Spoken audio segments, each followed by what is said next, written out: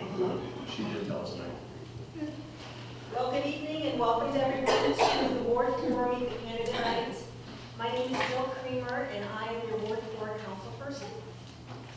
So I was asked to hold this event so Ward 4 citizens can make an informed decision on November 5th. Tonight is not a debate.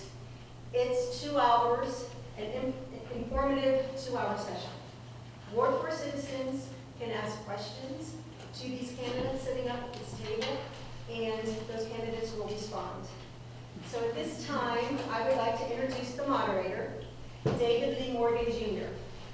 David Lee Morgan Jr. teaches 10th grade English, senior writing workshop, and journalism at Massillon Washington High School. He is also the varsity running back coach for the Tigers. David is also a former Akron Beacon Journal sports writer and author of 7 books, including LeBron James, The Rise of a Star. Please welcome David Lee. It's an honor to be here. I've never been a moderator, so I'm going to try to keep it professional. But I'm going to just read some of the how we're going to go about this. So each candidate, I'm going to introduce each candidate, and we'll ask you to stand up and introduce yourself. And so we'll start with the mayoral candidates. So we'll start with, and this is in alphabetical order. So we'll start with Mayor Kathy Catazero Perry.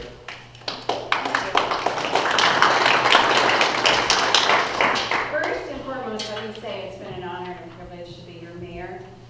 The last 8 years have both been amazing, but also challenging and obstacles at every turn. Some of these obstacles were extremely difficult and required hard choices that were not always the most popular. However, but because we were resolute and stuck to our principles, we have begun to turn our city around and headed in the right direction. I'm very proud of the work we have done, and I say we because it is not something that the mayor can do by herself. I'm proud of my staff and all the employees who have worked so hard, as well as city council, to move the city ahead. I'm also very proud of the people of Massillon who have weathered the storm with us. They supported our city with additional dollars for our roads and our street department, so we thank you for that. Working together, we have been able to stabilize our finances, pave our roads, repair or replace catch basins, and supplement our aging fleet of vehicles and equipment. We've also made great strides in providing a more productive and cost-efficient services in all of our departments, including our police and fire departments. In addition, the safety has been a top priority for us by reopening station number 3.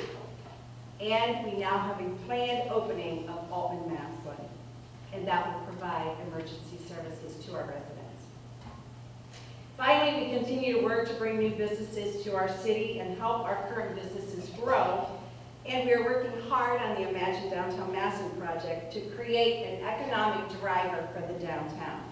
To do that, we are in phase 1 of our streetscape project, and we first placed 91 of our buildings on the National Registry of Historic Places.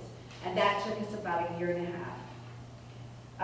We plan to create a downtown redevelopment district, and council will see that before the end of the year. That allows us to take tax dollars and to be able to give small loans or grants to area businesses to help them to improve their buildings. All of these tools for the revitalization of our downtown, which is an economic driver for our city.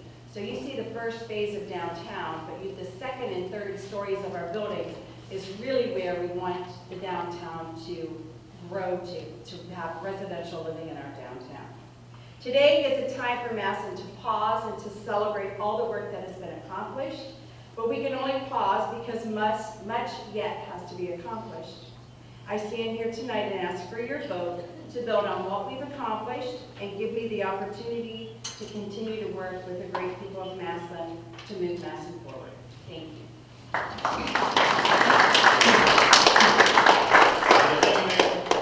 Next, we have the mayoral candidate, James Havistow.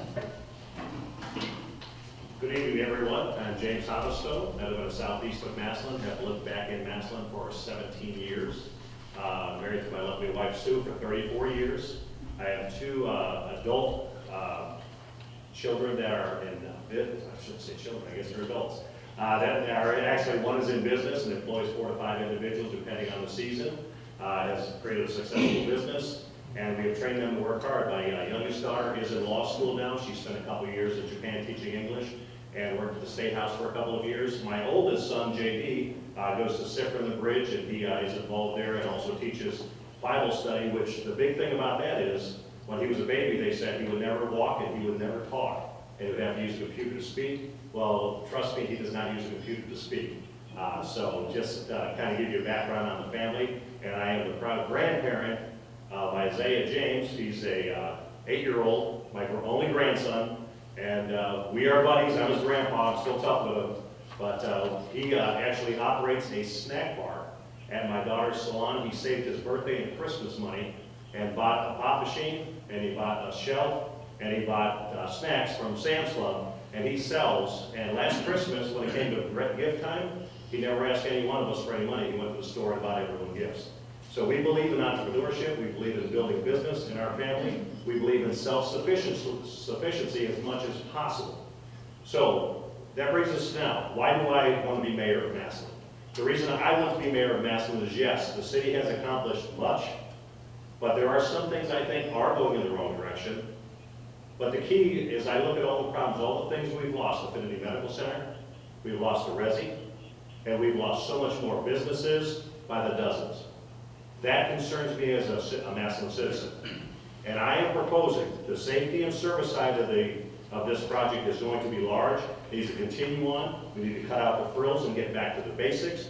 Great streets, fire, police, those things need to be managed. That is why we've tapped Joe Herrick, former police captain of the Massillon Police Department and acting chief at one time, and he will be looking at the safety service side of the administration and bringing that all into line and using his extensive emergency services training to do that. Now, on my side of the business, I am saying I am going to be the salesman of Massillon. We are going to take Massillon and make sure, I don't know if any of you have noticed that big trailer dragging around the town for the last year and a half with 6 of my heads on it. It's not because I have an ego issue. It's because we need to market our city. Massillon is suffering because of one main thing: lack of proper business development. We can bring in retail. All jobs are important. But we need high-paying, manufacturing, primary industries that bring the lost wealth from our city back into our city. And until we get that going, all these secondary retail businesses are going to struggle and just exchange dollars. So I will become the salesman of the city. We will hire an economic development person that understands sales and accountability, and we will find business from small to medium to large to come back to our city, not only in manufacturing, but in IT. We will move the city forward. Let's build on the base we have now, and let's focus on economic development. Thank you. Thank you, Chad. So we're going to move on to President of Council. We'll start with current President, Claudette Isaac. Thank you for coming to this meeting. Thank you, Joe, for organizing this. My name is Claudette Isaac. I was on council from 2000 to 2004, serving Ward 3, and I've been president of council for the last 4 years and my second term. I'm a graduate of Timpton Vocational High School, where I got my beauty license. Then I went to Kent State University and got my degree in teaching. I graduated in December of '71. In January of '72, Washington High School called me on a Wednesday, interviewed me Thursday, hired me Friday, and I started Monday. So I was really thrown into the mix quite rapidly. My senior homeroom, we had a recruiter come and talk to the seniors, and when he left, he said we took teachers too. Since all 3 of my brothers were in the Air Force, and I felt there was always a need for me to do something for our country, I joined the Army Reserves and I served for 3 years. After that, I got married to my husband John, who's in the audience. I taught 35 years at Washington High School. I was the treasurer of the union for over 10 years. I got my master's degree in education. I have 3 wonderful children. My oldest, Dustin, lives in Charleston, South Carolina. He works for the Chamber of Commerce. Before that time, he served in the United States Marine Corps, and he did a year in Iraq. My middle son, he tried college for 3 years, and when he couldn't decide what major he wanted, I said, son, the party's over. So he came home, moved to Florence, South Carolina, met his little girlfriend. They came back to Massillon, and now he's an electrician, and he works for Hillshire Plank.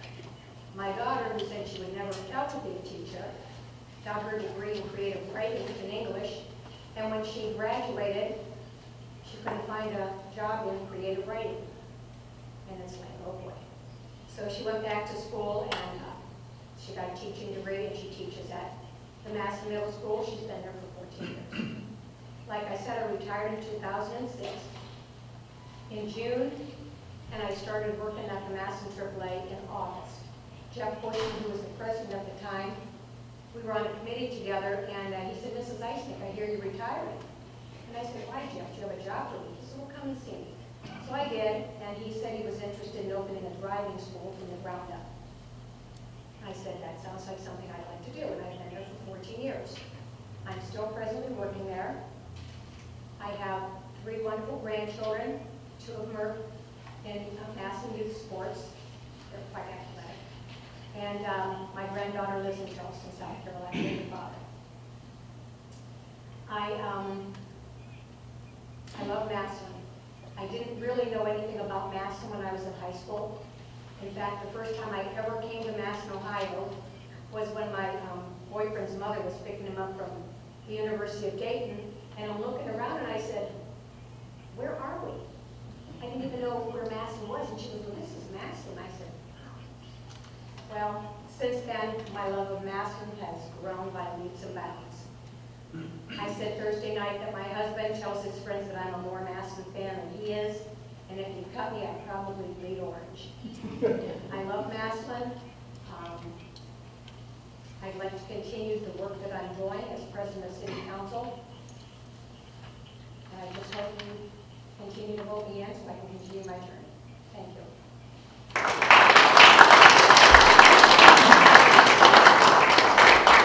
Thank you. Next, we have candidate for President of Council, J. David Ress.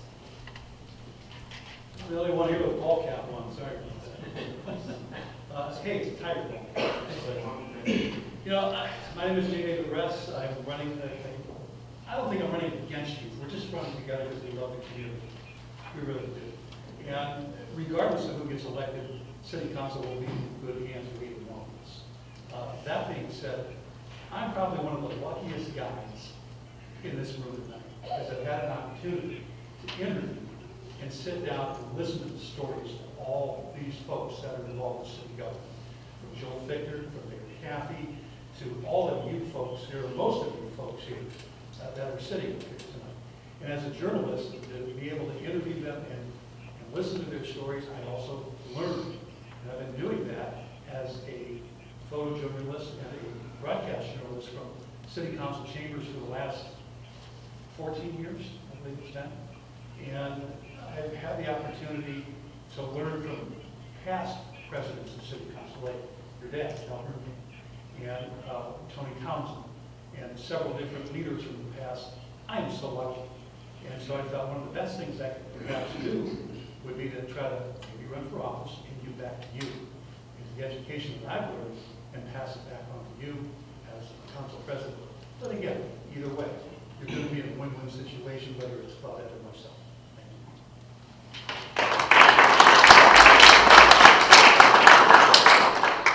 Okay, next we're going to move on to the candidates for council at large. So we'll start off with Jason Harris. Good evening, everyone. My name is Jason Harris. I'm the owner and president of A.J. Harris Tactical, the gun range downtown. Before that, I was a law enforcement officer for the state of Ohio. And before that, I was a Marine for 7 years. My job in the Marine Corps, I was actually a saxophone player. That's what I went into the Marine Corps for. And Soon after I joined in 1997, 9/11 happened, 9/11/2001, and my life in the Marine Corps changed forever. Focused more on the law enforcement side, and that's what kind of led me into my law enforcement career here in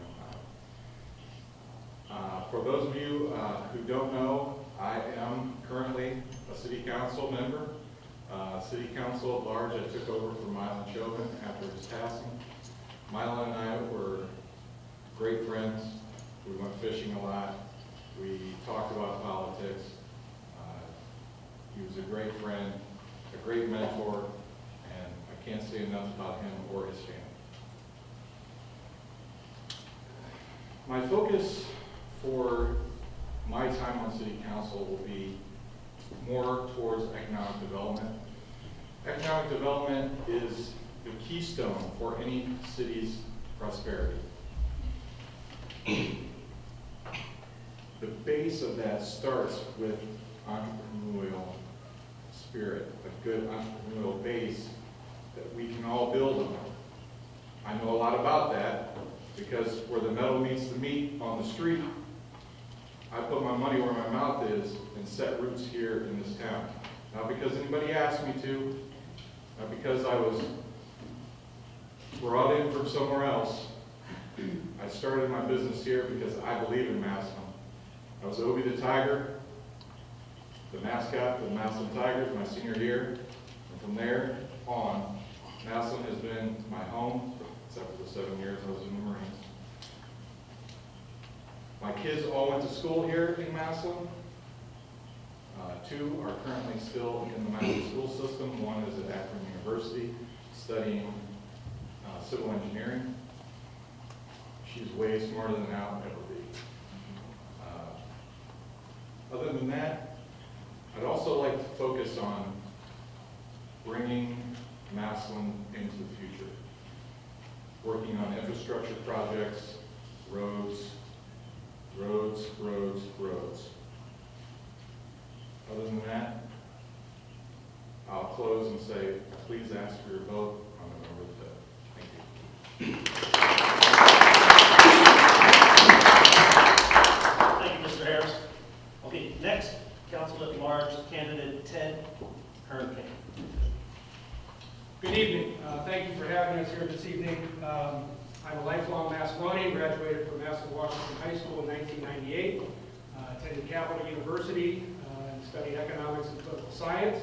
I was one of those in high school that thought I was going to leave and never come back, and by the time I got done with college, the first thing I wanted to do was come back to my hometown and work for its betterment. I came home and started a job at the Massillon Municipal Court as a bailiff. I did that for about 10 years until I got my master's degree in public administration from the University of Akron and started my family. I have a wife, Michelle, who's a kindergarten teacher at Perry Local. I have 2 beautiful daughters, 16 and 6. I don't recommend a 10-year difference between your children unless there's 3 or 4 in between, because it's hard finding something to do with both of them. Sometimes we just Google what to do with an 11-year-old and they're both unhappy. I worked at the courthouse. I worked at the city when the mayor first took office as community development director. And then I was very fortunate to serve as president of the Massillon Chamber of Commerce and executive director of the Massillon Development Foundation. Currently, I serve as director of business development for CivPro Engineering, which is a civil engineering firm in Jackson Township, which affords me the opportunity to do something I've always wanted to do but haven't been able through my prior employment, is to run for city council. I think that we have a lot of assets here in our community. I also think we do have some challenges. I think that we can fix those challenges by working together within the city government, but also outside of the city government. I'm a Democrat, but I also don't believe that government is the answer to all the problems in the world. I think that there are responsibilities of both the government and the private sector. I think that our chamber, our Massillon Development Foundation, our economic development organizations have done a great deal for this community over the several decades, and I think we should empower them to do more. I think that the city government should focus its priorities on things that I believe are important to you folks, which is your neighborhoods, your roads, your services, police and fire, things that attract people to the community, things that improve the quality of life in our community, things that make people want to come back and raise their family here. One of the things I love the most about Massillon is, as I go through my years, seeing people that I know from my past. I think half this room probably had Mrs. Eisen from Abbott at Washington High School. I played in a band with Jason. I had many study halls with this guy, as a fellow graduate of the class of '98.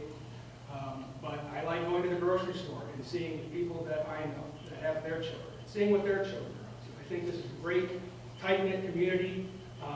And like most small towns, we do have some challenges. Economics certainly are an issue, but I think we can address a lot of those problems by working internally with our existing companies, which is where 80% of the economic growth and jobs come from.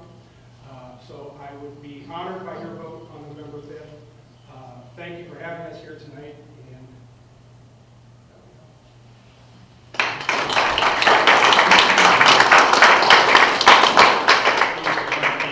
Next council at large candidate is Ed Lewis IV.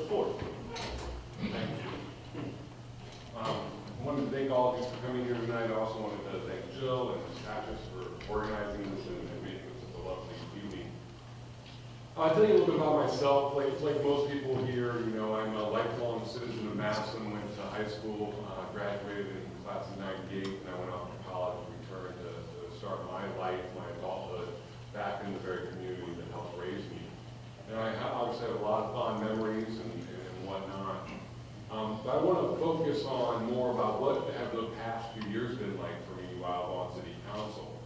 Currently, I'm your city councilman at large. I've been that for the past 4 years. Prior to that, I did serve as the Ward 6 councilman. Something I've had to say for a while, but Linda can attest to. People ask where Ward 6 is, and I tell you, drive west, and when you think you've left town, you just enter Ward 6. It's pretty much Hustle High School, St. Barb's, St. Barb's, in that area. But while I was in office, while I've been serving in these different roles, I was also had the opportunity to serve as your finance chair, meaning that finance committee that oversees the budget and the finances of the city and works with the administration on all those initiatives. I've been able to chair that committee for the last 6 years. I wanted to share that with you because we talk a lot about economic development and growth and how we need to do these things. But there's one figure I do want to make sure we let everybody know. 6 years ago, our general fund revenue was around $18.5 million. And currently, I think we're up to around $22 million.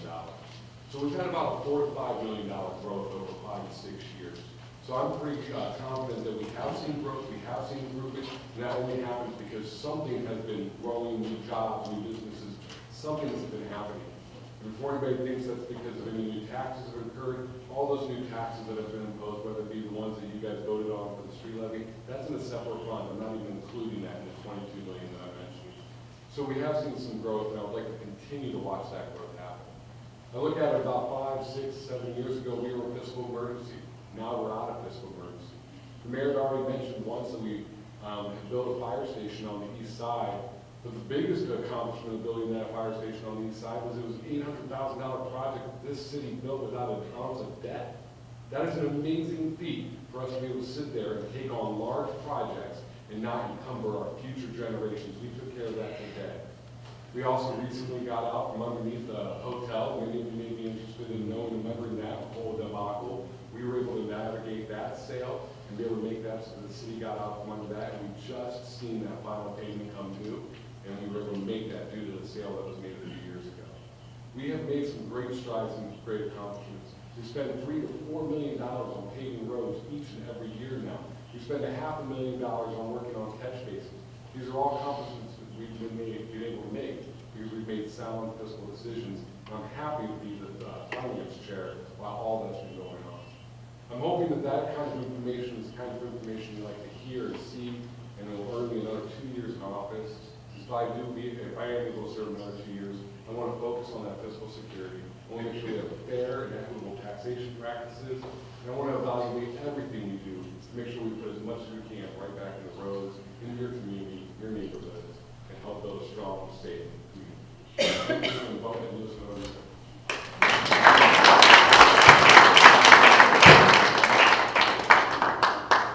Thank you, Ed. Our last council council at large candidate is Brooks Nichols. How you guys? Oh, I'm sorry, Ward 4, I'm sorry. How you guys doing today? I went to Massillon my whole life. Oh, I'm sorry, let me stop you, I misread, I'm sorry. We have two more, I'm sorry, Brooks, we'll get back to you, I misread this. I should use my glasses. We have Paul Manson, he was unable to attend, he had a previous personal engagement. And Nancy Halter was unable to attend, but we are going to read her statement. I'm running for council at large. I served the citizens as a councilman at large in the 1990s for 5 years. I then served the citizens in Ward 2 for 4 years in the 2000s. Therefore, I have 9 years experience serving on council. I am humbly asking for your support as I run again. I am experienced, dedicated, a lifetime resident of Massillon.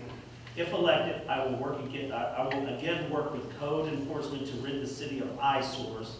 I've always supported our police officers and our firefighters. I've always been readily available to our citizens and will continue to be. Thank you for your time, and on November 5th, I ask for your vote. Nancy J. Holt. Now we'll move on to Ward 4. We'll start with Brooks Nichols. How you guys doing today? My name is Brooks Nichols. I grew up on the Ward 4. I've been here for 33 years. I've been here my whole life, except for like 4 years. I went to California. It's a side of town. When I left, it looked the exact same as when I came back. I didn't understand how there has been no help on the southeast side, the traditional Fourth Ward. So my goal is to help the Fourth Ward, help the traditional Fourth Ward, and give the kids on this side of town the same opportunity as everybody else. That's it.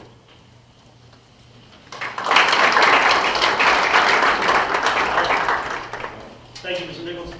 Next, Ward 4 candidate, Jill Creamer.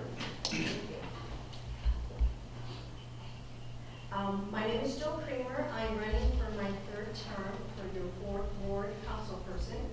I've been in Massillon for 23 years. I am married and I have 2 adult sons. I'm a medical laboratory technologist that I am currently the lab manager at Suma Health Systems. I feel I have the expertise and the knowledge that's needed to make good, sound decisions to keep our city in fiscal sound positions so we can move forward in the future. I'm also an active member of my home association, but also since I've been your council person, I've attended your home association meetings monthly. We have Walnut Hills and we have Franklin Village Neighborhood Association. There I listen to those individuals, which there are a very small group of individuals that attend these meetings monthly. But they have huge hearts and they care about the city like myself. We want to improve the neighborhoods, we want to keep our children safe, and we want the city to thrive. So I would appreciate your vote on November 5th. Thank you.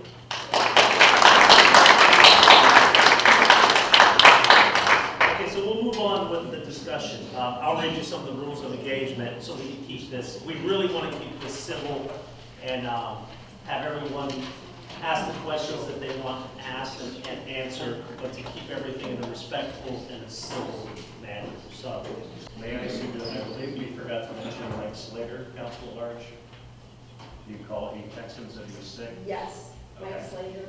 okay, Mike Slater, I'm sorry. And Ben Slagle. And Ben Slagle, those two are not here, and I apologize for not reading their names. So Ben Slagle is not here, unable to attend, and Michael Slater.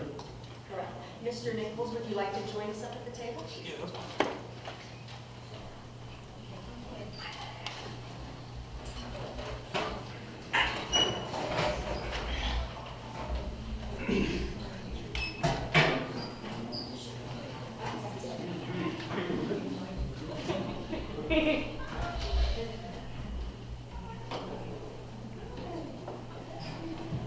And just a note to the voters, that was not a slight on Mr. Slagle and Mr. Slater. I've done a million things.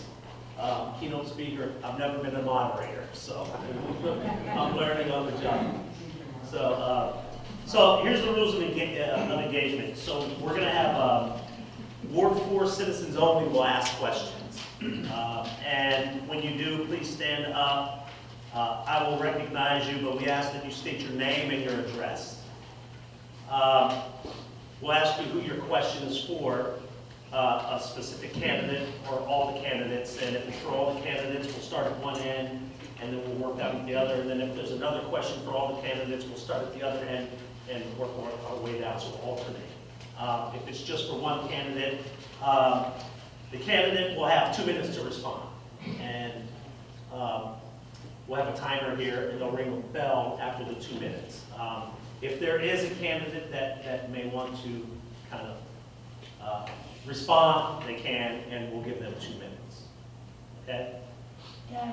Okay. So with that, we'll just open it to questions. And please stand if you have a question. Yes. Ward 4. Yeah, Ward 4, what did I say? Yeah, I just wanted to get on the short here. Oh, yes. Yes. This is my first meeting. Oh, So, okay. at this, Okay. yeah. So, Is this Ward 4 only right now? yes.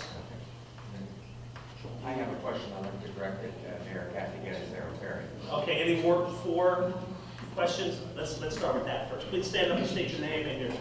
Okay, my name is Judy Fiddler, and I live at 1231 13th Street. I have one question for the mayor, and then a general question for everyone else. What business is going in at Cherry and 21? I saw all the ground being broke this morning. It's a dollar. Okay. My other question is for all of you. I'm kind of concerned about the school district, or the new school, the 3 options. And I was wondering which option you all prefer. Option A, where they're going to only go one school level for the entire city. I believe option That's 2, that's 1, K through 4 is B. A is K through 3 on opposite sides of the city. And C is K through 4 on opposite sides, including repairs to the high school. Okay, I just kind of like to know which option you would all prefer, because that third option is going to mess with my taxes.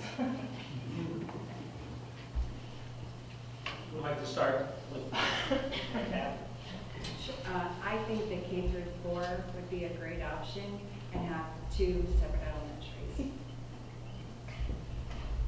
I kind of do too, because I don't think the representation for the students of Massillon, as far as GP geography goes, are being met. I mean, everybody's being rolled over to different sides of the city, and I think it needs to be distributed better. So I think 2 elementaries as well would solve some of those problems. Fortunately, that's a decision the school board's going to have to make, and not city council.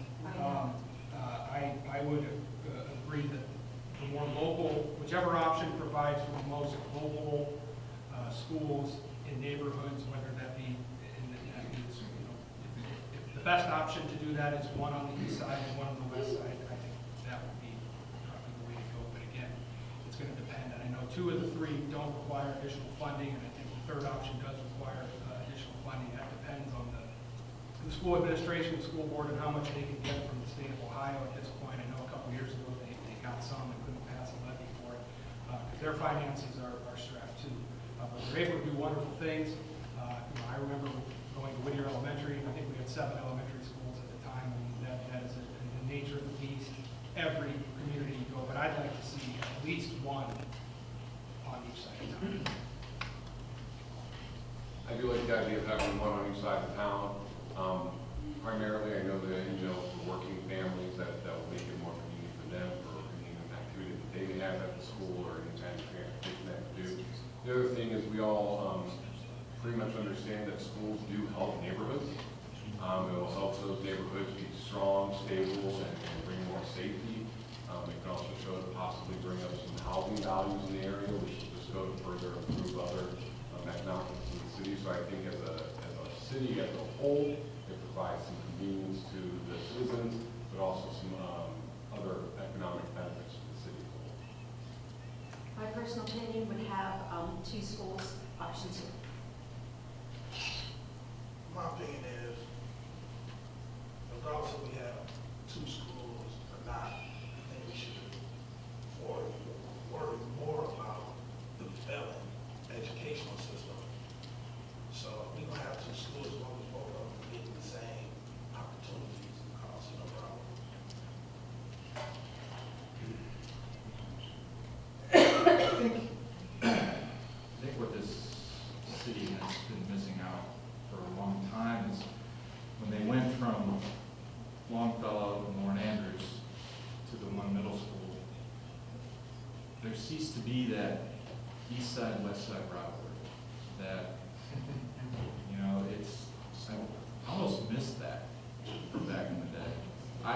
12, my parents moved from the east side of the town when I was going to Longfellow to the west side, so fortunately I got to go to both. I think an elementary school, even though there won't be any sports between the two or anything like that, when they come to the middle school, it will almost be like when a lot of us went from the middle school to the high school. It's you get a whole different look at this town and the people that are in it. So I would definitely advocate for the two schools, one on each side of town. And I think that the school board needs to take a look at using present school property for that, and not leaving these properties go like they did in the past, like Emerson and York. That definitely needs to be addressed. I'd like to apologize for correcting you, but I went to the meeting out at the middle school to hear the superintendent, Mr. Salvino, speak, and I really studied those hard so I could get online and vote. My daughter, I told you, is at the middle school, and she really tells me how proud of it is. So she said, Mom, please encourage to get grade 4 out of there because we just don't have the room. So I definitely would like to see K through 4. Even though it's going to add to the taxes, I think my preference would be the 2 separate ones because the renovations to the high school are going to happen whether or not it's in that bond issue, but they're going to have to get the money from someplace. But I definitely would like K through 4 to There's something when you're running for mayor that you do about 2 o'clock in the morning when you actually have some quiet time and then just sit and watch videos. And you didn't know it, but I actually sat behind you via video and watched that presentation. I recognized you in the video. So I actually watched the meeting you were at. And number one, any additional tax is absolutely out, so option 3 is out for me. And honestly, right now, I do not have a solid opinion on the other. That we're going to have to trust the school board on. I do not know what I would decide at this point, but I am willing to listen. But option 3, additional taxes, absolutely no. Thank you. Okay, another question, I think. Yeah, my name is Patrick. I live at 893 Walnut Road, Southeast. Considering all of the shootings happening all across the country for the last so many years, what would be your take as a general council people? What would be your take on initiatives taken by the city of Madison, be it protocol, procedure, finance, whatever, without me having to go too deep into detail about taking on this matter to prevent any incidents here in Madison that hasn't happened? Is that directed to anyone or? To everybody, anyone that can answer. Well, first of all, to make it clear, philosophically, I am pro-Second Amendment as much as I am pro-First Amendment. Now, that being said, may I ask you, is that citizens against citizens? Yes. Okay, I just want to make sure we're addressing the right thing. I don't believe in local gun control. That's been decided by the state of Ohio legislature. That is, the gun regulations are controlled by the state of Ohio. It is very unfortunate. We talk about the red flag laws. There's a lot of things involved in this, mental health and so on. I will have to say on the local level, there are calamities, there are mental illnesses, there are just bad people. It's not that we're helpless or hopeless, but bad things do happen. We have to have a strong police force. We have to have good neighborhood policing so they get to know the citizens. We don't need a division like has been driven in some communities around the country. We need to make sure we have as little friction between the citizens and the police as possible. So that, I think, is part of the solution, but understand, it's not throwing up your hands. Bad things are going to happen. Wrong people, bad people are going to get a hold of weapons of many types. So it's a very difficult situation, but I would not push for any type of local gun control or specialize beyond what the state is offering right now. And red flag it's just a road I don't think we want to go down, because if I say you yelled at me, you're my neighbor, you yelled at me, that's an extreme example, of course. I don't think you deserve a gun and they call the police, all of a sudden you lose your right to protect yourself. It's a tough situation, and that's where I'm at right now. We've got to just take it a step at a time. Bad people exist, and we've got to do our best for community policing, getting involved with the citizens. That would be my basic solution. Mine's not quite as involved in his. There is a lot of mental illness, and I think that needs to be addressed. But I think we need to start teaching our kids all the way up through adulthood that if you see something, say something. And I think a lot of people don't do that. And I think if you see something and you know it's not right and you don't say something, that's when things escalate. I appreciate the question. I think when talking about this issue, it's a very polarizing issue. You can either be for gun control or against it. I think that if you skip over gun control for a minute and look at how the police and fire are trained to respond to this, you may not know, many of the people up here may not know, that our police and fire have never trained for critical incident management together. Never. I just learned that. I was talking with the president of the firemen's union. That's one of his biggest complaints, the training that they get.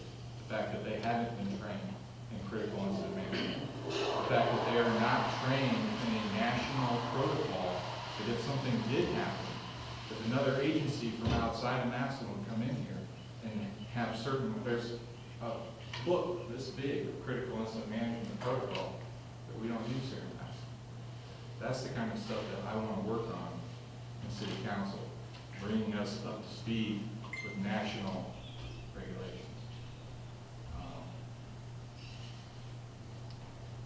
As far as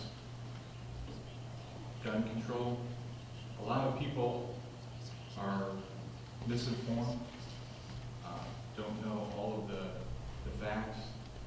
There is no gun registration in Ohio. That might totally freak you out. Some people I tell that to have no idea. When I sell a gun in my shop, I'm the only person that knows about that. The records for that gun are kept at my shop. Unless the ATF or X agency wants to know about it. No, finish your thought.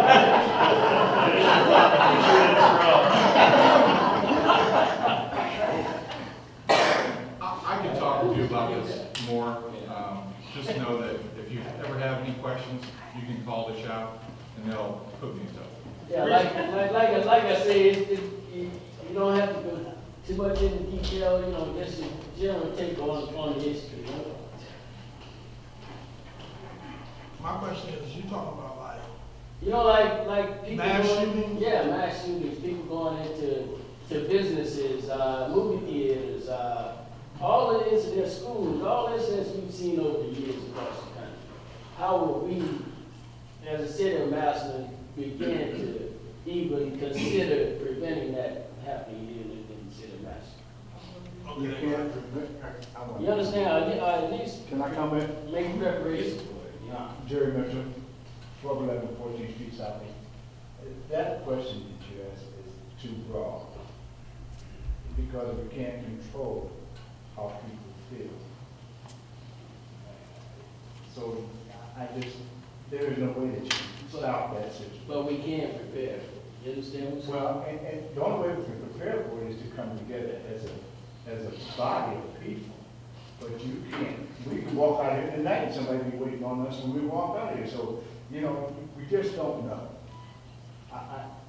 Good question, like you said, but you just don't know. I don't know, I guess they're going to get going. Let's have the rest of it if someone wants to come in. We have the timer only because this is a very divisive issue, and we can talk about this all night. All night, yeah, so let's, I mean, if it's more, I agree. If Yes, it's a that's more fine, but specific here's the question. thing, there are some people, if I was in one of your positions, I would surely have something in mind as to what, where to be protocol to see this, something set in place as the governing agent to how are we gonna deal with this should it come our way. Go ahead. A lot of people that do mass shootings are suffering from mental illness, like they said. So until you attack the mental illness, the mass shootings will never stop. And a lot of the mental illness deals with your environment, what you've seen, what you haven't had, and what you've been through, what you've accepted and what you didn't accept. So until masculine attack the mental health issue, which is the real way to stop anybody crime, because anybody that thinks about going somewhere and killing everybody and actually considers it in his mind, that is a mental illness. Because no reasonable, logical thinking individual would do such a thing, right? So we have to attack the mental illness. And 90% of the people that do mass shootings are people that's like loners, people that's been bullied, people that's been mistreated by the privilege. It's usually the people that's been mistreated in a community. So, and we wanted to prepare for that. Every person over the age of 18 should go register to get a firearm. That's my take. I feel mental illness is bigger than us, bigger than the mess. I feel to prepare, I think we need high police visibility in the neighborhoods and then also in the schools so the kids get comfortable with those police officers. So they're comfortable when they see a police officer to talk to that police officer. I tell my two sons, when they tell me they're going to a movie theater or they're going somewhere, I always tell them, be aware of your surroundings. Look out for unusual things that typically you would overlook. Someone walking in with something unusual that's just out of the ordinary. Something internally in your gut is telling you something is wrong. Be ready, be aware, don't turn your head. Speak up, tell somebody. And I think the more we get that word out, for kids, for adults, to look around. Don't just have their blinders on. Look around to your surroundings. What's going on out there? What's going on over here? What are these two individuals doing? Be aware what they're doing. Be nosy. Be nosy. We're in a day and age that we can't turn and look the other way because it may be your life or your loved one's life. So I say be visible. Please be visible and be prepared, be alert, and speak up. And if you see something, don't be afraid to say something to a law enforcement agency or something. Correct. If you see a guy, it's crazy, you see a guy in a trench coat in 90-degree weather or something. I had a friend back in '94, he called a mental health facility. The doctor said he answered 5 questions correctly, didn't do anything. 3 weeks later, he called again. They screwed up, said they'd call him back, screwed up, and never called him back. The next day, he walked in battle fatigued, arm, kissed his wife on the forehead, said, I'm going hunting humans, and walked into a McDonald's a block away and shot and killed 20 people. My question is, they say, well, was he mental or something? He was questioned and all this stuff. If he didn't think he needed help, why did he call a mental health facility twice? Okay. Okay. No, I didn't let's mean do this. to- That mental health issue is something that maybe we should have mental health professionals to help us out with, because I know we all have our own opinions on that. Let's try to finish up. If anyone else on the panel wants to maybe mention something, and then we'll go back to questions, because I think this gentleman had a question. So if we'll go back, yes, Ed. Oh, I'm sorry, Ed, yeah, I'm sorry. all I was going to say is, community policing, getting it so that our safety services are able to be out there in the community, getting to know the people in the neighborhood, knowing the business owners and the small businesses. The other thing is neighborhood associations. The Fourth Ward is an excellent example of that, and that's one thing I want to focus on next year. If the neighborhoods are getting together and talking and knowing one another and doing projects together, you're going to see when things aren't quite right, or you're going to notice if a neighbor all of a sudden starts to act differently, and that'll help us build that strong community that keeps those abuses and those mistreatments from happening and things of those natures. So those are what we're at, folks. And I just want to state, thanks to Walnut Hills, they applied for a grant and they've gotten a grant for numerous years for additional policing in their neighborhood. And I think that works out really well during the summer months.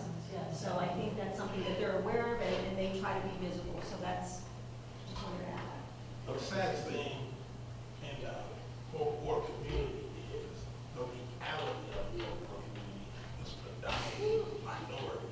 And with it being predominantly minority, having more police officers does us no good, because a lot of the shootings and a lot of the killings comes from police officers around the country. So, in my opinion, it would be better to arm yourself, because it's a certain demographic of people that can't call the police and get the same respect as everyone else. That's just the reality of living. Now, nobody has to accept that or believe that as the truth, but they're the facts. You have African Americans that are killed at a much higher rate by police officers than more than anybody, probably. Every day is something about police officers. So on the fourth ward, the last thing, we don't trust the police. Maybe them over there at the golf course do, but also over here in the traditional fourth ward, don't trust the police, because the police has never been on our side. We have, we live in this fourth ward. We have the most crime in the fourth ward, but yet we have the most cops. How's that possible? I think it's different. May I say something? You need to get your facts. Okay. Because I have served this community for quite a long time. I've served the youth, I've served the neighborhood. One of the things I do know, and Mr. Herod, when he helped us, gave us statistics every month. We are not the highest crime rate section of the city. We are not. Look at the police calls, and you will see what the calls are. They are not violent crimes. They are not shootings. I put all my faith and trust in our police force. They have worked very diligently with us here in the neighborhood. The youth, I have devoted, you said about Fourth Ward wanting to, what advancement did you not see here? You said you come back and it's still the same. Exactly. Like what? Tell me, there's nothing, the word the same means that means nothing's changed. Yes, it has changed. I've been here 68 years. I lived in Walnut Hills 50 of those. Raised my children in Walnut Hills. They went to Franklin. I worked at Franklin. I worked for the city. I'm now back working for the city school system. I have worked to try to get organizations, the mentors, the neighborhood men and women to come out and help with our youth. I hold basketball camps. Miss, that's not what you said. You said something changed. It has changed. We had the first construction in 50 years here. We've had new construction. Where? Gibson was built. Walnut Road, first construction in 50 years. All of Ballinger, all of these new homes. We just had 4 new Habitat houses on Forest. So we are building. We are rebuilding. We're taking care of the blight. They're tearing the houses down. We're getting programs to get people in to those areas. I have a list of people that want to stay in Walnut Hills. We are applying for habitat for them. Like I said, with the youth. And I get no volunteers. No one comes out to help me. And I got 4 ladies that have done this for 20 years. I hold basketball camps. I hold Christmas parties. We do fundraisers. We gave out 60-some Christmas gifts last year. Food baskets. I put out notices all over. If you don't have, you can say, we need it, But when the people don't come out and back it, what are you gonna do? So you said you put out notices all over? I have a newsletter, I have a web page. We had 4, the southeast side had 4 neighborhood associations. We are down to 2 because the other 2 we had deaths. So they have not been able to replace them. We were the most functioning, 4th Ward is the most functioning neighborhood association in the whole city. Because of elections? What's that? Because of elections? No, 4th Ward, 13th Street, Walnut Hills. How can it be functioning if you said no one's coming? So who's functioning? Let's do this. I'd like to just continue and have the last 3 comment on the gentleman's questions about. What was the question again? Right. I think the question was, what will Maslin, and I think we should just, what will Maslin do? What will some of you do? Or what can you do to try to? Any type of preventive measures that can be put in place, you know, instead of like other cities faced with these issues, when they happen. After they happen, then everybody's rushing to see what can be done, what should have been done. When there are some preventive measures that can be taken place. Yeah, let's try to have the last 3 be able to answer this. The schools dealt with this, and you're right, it's a reactive measure. You don't really plan for something until it becomes a thing, and you have to do that. We're proactive on everything, and never get anything done, we'll be working for every possible problem in the world. I think we can look at some of the models that the schools have set with their security measures, with their work with law enforcement from the city's perspective. I think it's important to whether it's guns or other issues. I mean, human trafficking is an issue that I'm concerned about because every time my daughter goes to the mall, I pray to God she comes back. I mean, these are issues that there are many. I think we need to invest in our safety forces. I think we need to have a safety force that is representative of the people they serve. I think that's important. Community policing has shown the benefits, but I think the big thing is, see something, say something, and this is a small, close-knit community. I think that by doing some very basic things, we can at least be proactive in if there are pending issues. Now, training on, when things happen, that's going to take resources. And I don't know if that's a civil service issue or another matter, but it's just not. I'll be quick, and this is probably why I'm running for council president, is we have people from all parties sit up here tonight. It doesn't matter if you're Democrat or Republican. This is a nonpartisan issue, and they made it political. And that's a shame that they did that, because this is a problem that needs to be dealt with regardless of what your party background is. I'm pro the Second Amendment, but however, in the same breath, I don't think there's any business of an AR-15 being on the streets of Mass, ever. Thank you. Okay, so I think I may have your answer. You're looking for. First of all, I want to clear up a comment that was made earlier tonight that said we do not have critical incident management systems, and we do. So that was a false statement. Please excuse me for texting the chief, but I knew that was incorrect. So I did ask him, and he did reply that they have National Incident Management System, 100, 200, 700, and 800. He is part of that team. Our staff is trained on 300 and 400, so I want you all to know they have the training. Secondly, I wanted you to know that this year, my safety and service director, along with the principals of the schools in Maslin and some from Erie, attended a training, crisis management for schools training.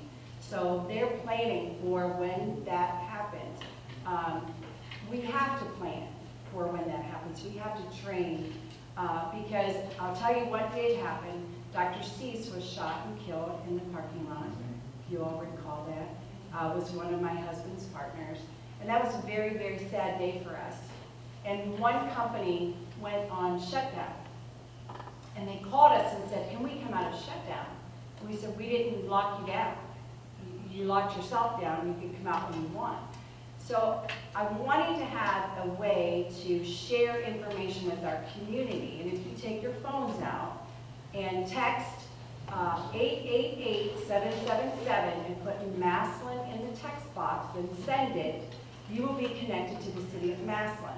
So if there is something going on in the city that you need to stay in your houses or you need to stay in your business, we can communicate with you immediately. And it has been very effective. Plain Township, we benchmarked Plain as well as Jackson Township. They both use that, but it's very important. And I really felt out of control that day when that happened, and I wanted to be able to do it. I have so much more to say. Okay, we have a question here. He's been asked it, nobody told you. Well, thank you. I've been waiting pretty patiently. You're doing a great book. You're doing a great job as a moderator. Mayor Kathy Catazero, this is all the people, but specifically Mayor Kathy Catazero Curry. My brothers are in Pittsburgh, the biggest city, Penn, they've been in charge of, state, still state representative, Anthony Luca, and my cousin was Anthony Luca, Mayor of Penn, the biggest city in Pittsburgh. So I appreciate what you're doing for the last 8 years. However, I've asked you for the list for 5 months, for 86 business, or I didn't know these, for businesses you brought to Mass in Ohio. I did give you the list of all the businesses we have lost, which included MCA, my friends at MCA. The list goes on and on and on. I see you put your signs over there by Kmart, and you also put them by Fisher Foods. You could have put them in about 50 other places. Now I want to get back to this list that you gave me here, okay, on the businesses. I've talked to, you have 86 businesses that magically appeared in our candidate forum that we had. When I was at that, I was attending to that. I appreciate you giving me the list, but here's how it goes, and we've got to set the record straight. I'll be as cordial as I possibly can, but I'm going to get my point across to you. I talked to, on this list, Friends and Family Credit Union. Well, let's go across that first. I talked to Nick. He's the CEO of First Family Friends right here on Erie Street. I talked to him by phone today. He told me that you were not instrumental. It's on your list. He told me that you were not instrumental in bringing First Family and Friends to across from Nichols Bakery. It's their operations center. They come there. They were. I remember them because I went there. Maslin Area Federal Credit Union. I think they were on Federal Avenue years and years ago. They still there. Okay, well, whatever. That's not my point. My point is they went down there and said you weren't instrumental at all. He said the truth is the truth. This is from Nick. He said they went there for available land and price wise. But that's on your list. Okay, also on your list, from the Legends of Maslin Golf Course, because I live at the Legends of Maslin, was that you put here about 12, one person told me 11, one told me 14, one told me 15 leagues. I talked to Tim Shanner, okay? I know them all, okay? But I also talked to Carrie Lowry today, which is the golf pro, Legends of Maslin. She's a golf pro there. And she said that they called her, Tammy, to bring these leagues here, professionals, because she told me that she worked at Tammy Shannon for 10 years. Mr. Dillon, do you have a question to ask? Well, yeah, I'm getting my question, okay? But I want to know why you presented this 86 companies. Every time we're in the Maslin City session, you ran me to go look at your website. I called back up on your website. You didn't bring any of those companies there. You don't get any extra credit for companies that are here. And you keep us in the dark. You keep going in an executive session. And I'm just tired of it. And I'd like to know if you can at least answer these questions now. What was your question? My question is, why does she keep doing this and bringing these companies here, telling me to do it, and you finally give a list, and the companies, they all tell me you didn't bring them here. What's with it? Why can't you level with us? That's the question. Well, I'll answer that question. We either helped with this. I know I cut a ribbon at First Family. So, I know you did. I didn't say that. but it's under my tenure. Excuse me, Mayor. I understand. Can I wait a second? Let her answer. Allow her to answer your questions. Okay. It's under my tenure. So when someone comes to your city, you get to take credit for that. There are many things that we have done. We've helped people, businesses expand. Okay. Let me just share this with you. This gentleman today called these businesses. We gave this list out. This gentleman today called these businesses to ask them if we had anything to do with bringing them to Maslin. And I will share with you that We kept Heinz here. Do you remember when Heinz was gonna leave? It was my first year in office. We worked so hard because it was right at Christmas time, and the families were going crazy. They didn't want to move. They were going to have to decide where to go. So there are some of these businesses that just choose to come to Madison, which is fabulous. But there are others that we've worked on. But you're allowed to take credit for that, Mr. DeLuca, when you're the mayor. And so I am really offended by all the accusatory comments, and I will remain professional in this forum, as I ask you to do the same.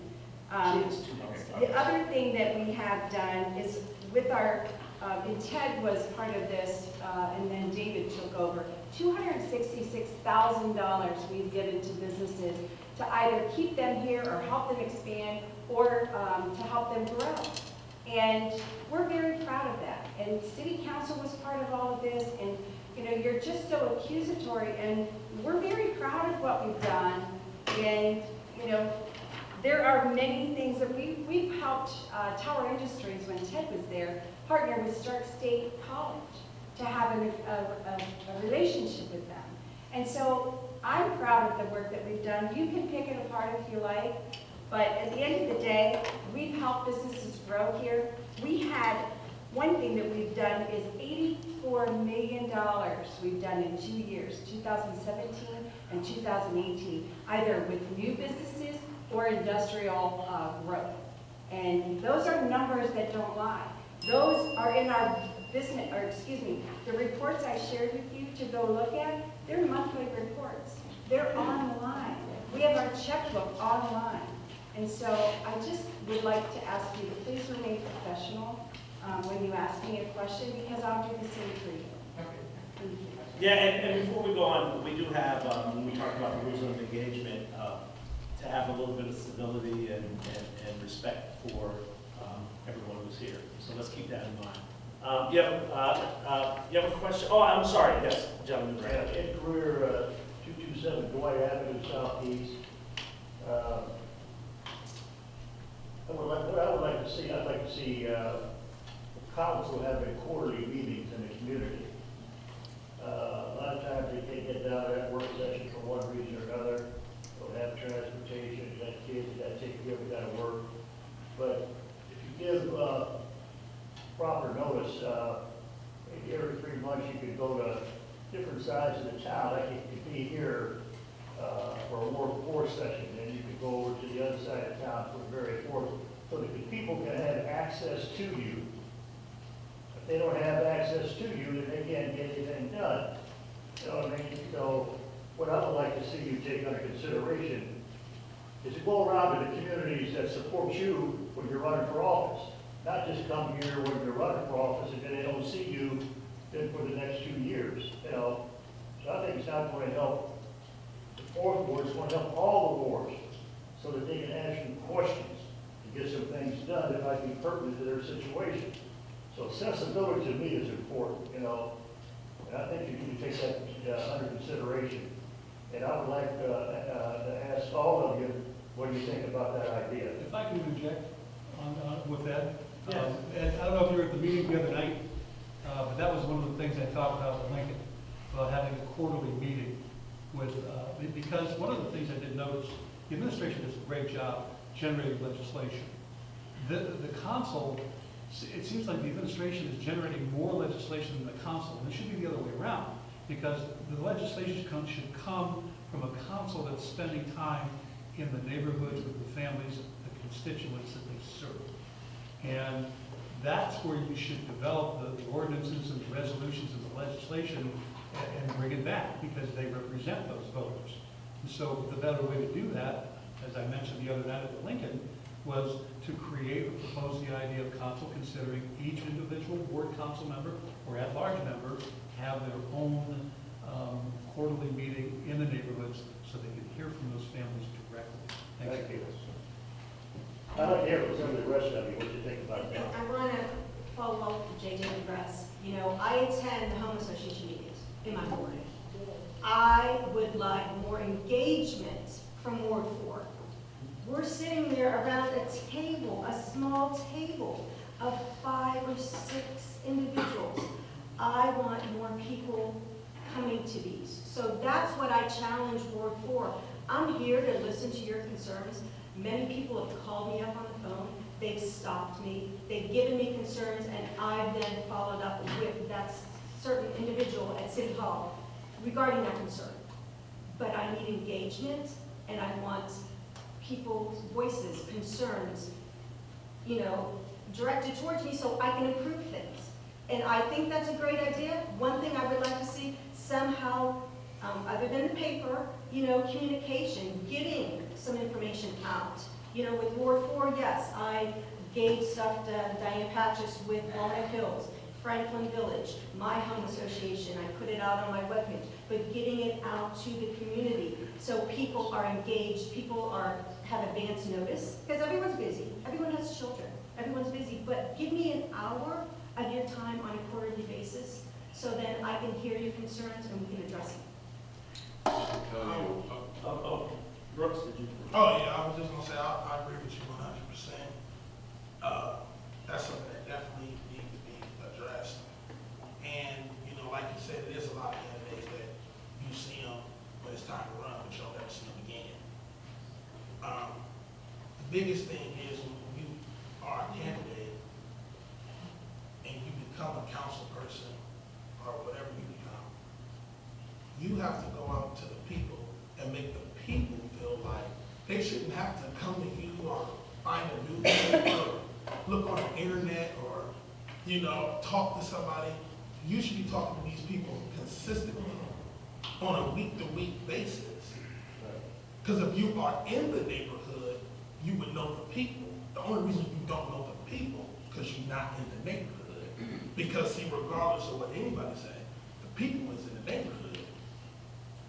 You know, you can't reach out to somebody that you don't know, you don't feel comfortable with. You don't talk to a stranger and tell him all your business until you get to know him. Then he's no longer a stranger. A lot of these people that's our council people are just strangers. They come out, we get our vote, and then we don't see them no more. Like I know kids right now that's 18, 19 years old that don't have a clue who our council person is. I mean, not even a clue. They bring issues to me, and I'm not even a council person. So my biggest thing is you have to get out in the neighborhood and engage with the people on a consistent basis. Not just today, not just to November 4th or 5th, on a weekly basis, on a monthly basis. Like she said, they have meetings, there's 6 people there. Who knows about it? Well, we had a question over here. Mary Cleaver, 1324 Pearl Avenue. Yes or no, who belongs to a neighborhood association? And how often do you attend meetings for everybody? Well, I do not have a neighborhood association in my neighborhood, but I have attended probably 7 neighborhood association meetings within the city. I know I've been to Charm, I've been to, I think I've been to Walnut Hills almost once a year.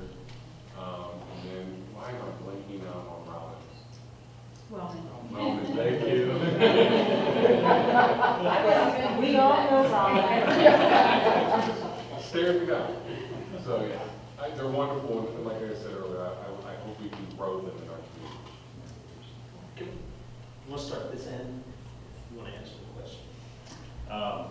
We do not, where we moved to right around the corner from the University Village, we do not have a homeowners association at this time, but I was the president of the University Village Homeowners Association for a year in the past, and I did attend meetings on not a monthly basis, but I did attend those meetings. One thing I will say, when I ran for state representative last year, let me tell you about community involvement. I just spent the last 2 years of my life knocking on over 20,000 voters' doors, dropping off information, leaving them my cell phone, leaving them information. That has been going consistently. I drag a trailer with 6 heads of myself around the city so people can come out. And I have people that come out, flag me down, wave me down on a daily basis and want to talk issues with me. So as far as community involvement, I've not collected a dime. As a matter of fact, I can attest I've spent thousands upon thousands of dollars driving around this area, and I've done it now running for mayor of Massillon. So we will be involved. That's not going to stop. If you look at my little hot dog business and mobile vending business, my customer service scores are absolutely excellent, and that's what I will bring to the mayor's office. We will not stop talking to people. I'm tired of politicians working for themselves, working for the betterment of themselves. I said I will not give up my salary and donate it to charity should I become mayor, but I promise you one thing, I will earn every penny of that salary and beyond, and you will say that's the best spent money Massillon has ever spent of taxpayer dollars. You have a question?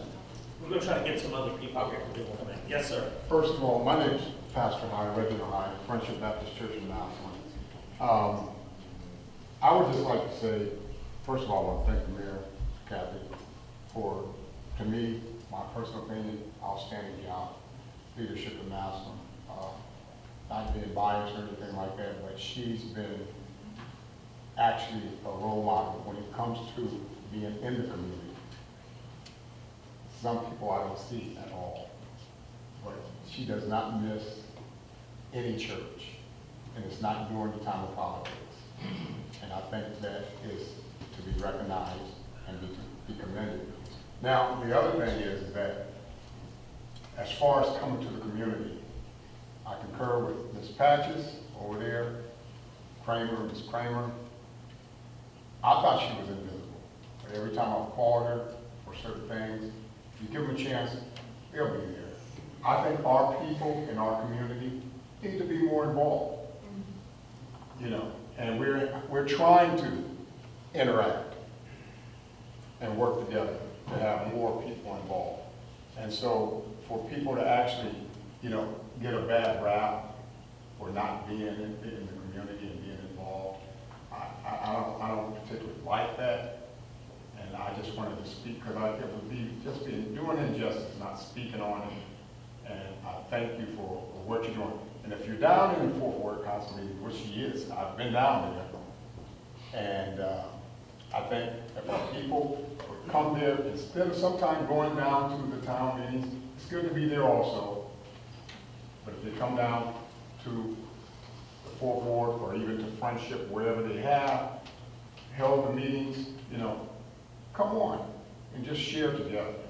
I don't care I care who's in office. But if you're in office, you still have to work together. And that's the biggest thing. If we can work together and just, you know, all the political stuff, you know, and saying who's not doing this and not doing that, we have to really know the facts.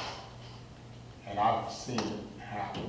I've seen people doing things, and I ran for Fort Worth before. And if people don't come out, the Fort Worth person or the council person, they usually take the blame for everything. And it's really, sometimes it's not fair. But people have to be involved. Yeah, question. Yeah. Oh, I'm sorry. Yes, yes. May I respond? Absolutely. Thank you, Pastor High. I appreciate your comments. I did want to go back to her question about the town hall meetings, neighborhood meetings. I actually went through the neighborhood training as a councilwoman when I was in Ward 3 because I wanted to get one started in our area. So I went through the training and then and we had a neighborhood meeting because there were grant dollars. And so I shared that with my neighbors, and then they went through the training, and then they started the neighborhood association. And I don't know how many times I've been to do the state of the city for you all, but I try to go to the meeting where everybody's there because going to all those meetings is hard for me. But we've given you the state of the city, we've given you updates on progress of the city, and so I think it is important. And then to answer Ed's question, at the beginning, Ed, when we first came into office, we had $416.79 and $2.6 million of unpaid bills. I think we've all heard that over and over again. And we were completely focused on what are we going to do for the city to get us out of debt and get us in the right direction. And so we did not have town hall meetings. And I do miss those. And so we're financially stable right now. We have a stabilization fund of $390,000. We're going to have a several $1 million carryover again this year. We've put $5.7 million on our paving our roads this year, and throughout the last 8 years, $2.5 million in catch basins. So we have done a lot of work, but it is time, and I know you and I have a good relationship. You're on several committees with me, but it would be nice to have those town hall meetings again. And if I'm reelected, I'll make sure that that happens. But I do appreciate the comment, and I think it's worthy. Can I hear from the rest of the candidates first? You never really finished my question. I want Yeah, everybody to yeah, answer that. absolutely. And if you guys don't mind, the question, because we want to kind of get everyone involved here. We're not trying to slight you, but No, we've but I mean, got so many other people and they have to finish their question. You are giving some more time to the mayor, we'd appreciate it, give some time to the other people. No, we're keeping Oh, the you're time. keeping score? We have the time over Okay. here. We have But I the feel time. like it's a little So lopsided here. we'll move Okay. along here. You did. Mr. Greer, I agree with you. That would be a good thing to have, and council and the mayor will talk. Excuse me. Yes. Do I need to repeat my Please, question? would you please repeat Yes, that? okay. For everybody, do you belong to your neighborhood association now? How often do you attend meetings or any neighborhood association? So let's just answer both as we go down. Yes. the table here. Yeah, it could be yes or no, okay. Okay, and then I'm in Ward 1, and I'm not aware of any association that they have. I currently live in Ward 6. There is no neighborhood association. However, we did all come together this past winter, and every single person on the street signed a petition to get our street paved this year. And it was just paved last week. I'm in Ward 4, and I'm not affiliated with a neighborhood association, but once a month, me and about sometimes 30 to 40 other people from the 4th Ward get together and discuss issues. I'm a member of my home association meeting. I was vice president for 2 years, and I've been on the board there for 10 years. I also attend the Walnut Hill Home Association meeting for the past 4 years. It is on a monthly basis. And the Franklin Village Neighborhood Association is also a monthly basis. I attend that monthly. There for a while, Southeast Home Improvement was on a monthly basis. I attended that. So I've been very active since I've been a ward member to attend these meetings because I can then have face-to-face and I can hear your concerns and follow up with the proper parties at City Hall. I think that was everyone. Mr. Archie. Yeah. No, because there's not one where I live, Mr. Greer. I would attend any town hall, anytime, any place, and I think we should have them more often. Thank you. Yes, question here. Loretta Rittenhouse, 6th Street. I think pretty much everybody on this side of the table knows who I am. I lead all of the neighborhood associations here in Massillon, and I have for a very long time. I'm unaware of a few of you, but you should know me. You should know me, because I'm the one who brings all of us in our city as our communities together once a month.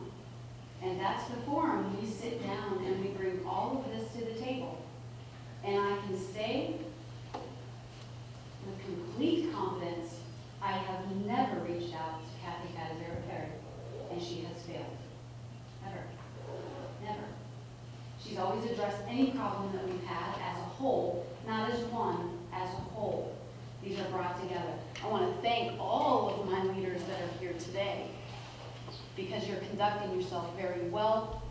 You know how to lead. We're here as a needed candidate. That means you have a question. You ask that question. They give their opinion, what they're going to do. Then you take that information home and you decide who you're going to vote on. So when we discuss the rest of the night, keep that in mind, that this is a meet the candidates. You ask a question, they'll give their answer, you take it home, that's where you vote. So I want to thank all my leaders here, and I want to thank every one of you here. For you to sit right there means everything. Everything. Because we're all working to make it work. You want it solved? Get involved. It's as easy as that. It's as easy as that. You have a question? My question, I don't live in Ward 4, I'm a Ward 1 person, Loretta knows who I am. My question for every one of the people at the table up there is how many neighborhood people in Ward 1 and in my neighborhood now are gonna have to lose their animals due to people letting, we have had 2 neighbors lose their cats to a vicious dog attack due to this, and finally it was taken care of. What are your feelings about getting a full-time animal control officer back in the city of Mass?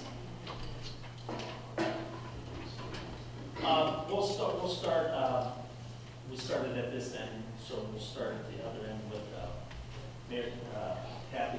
Can we do this? Can we keep the answer short so we can, so we can hear all of the candidates? And thank you for that point. That was a great point. We want to hear the candidates. It affects the whole. It has now been placed underneath the sheriff's department. So we, actually I was texting the sheriff today to bring him in to see exactly what his protocols are. And I've also shared with our budget director to leave a space in the budget for a part-time person, depending on what the sheriff tells me. Okay. And the budget has to be prepared and to city council by October 15th. If I may say this real quick, Kathy, it was the same dog, and this dog attacked 2 cats, and not just mauled them, took them and literally broke their necks. Okay, the second time and these guys let the dogs out on purpose at like 2 or 3 o'clock in the morning. The second time attack, this dog, the Stark County dog warden sent a dog over and involved 3 Madison police officers. The dogs were confiscated, the people cited and everything. But it took twice before they did it. Okay, If I may just, I lost my time because he... I'm sorry. We'd like to hear from the candidates. I'm sorry, I just before wanted we to... interject, let them finish their 1-minute answers because we really want to get through the candidates. I won't say anything else. So I guess in the long short of it is, we have had, we do have laws on the books that people are not following. We do have leash laws, and so number 1, we need to enforce those leash laws. People are not supposed to let their dogs out just to roam. And number 2, meet with the sheriff, see what his protocols are now. And then number 3, we've left some room in the budget to add a part-time animal control person if it is needed after we speak with the sheriff. Okay?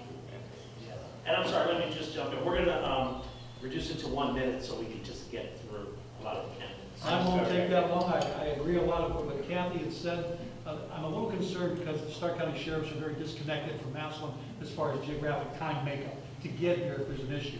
So I really agree we need to take a serious look at that to begin with, a part-time animal control officer or maybe a police officer that would make that maybe a part-time duty of that police officer. I'm done. John? Yes. There you go.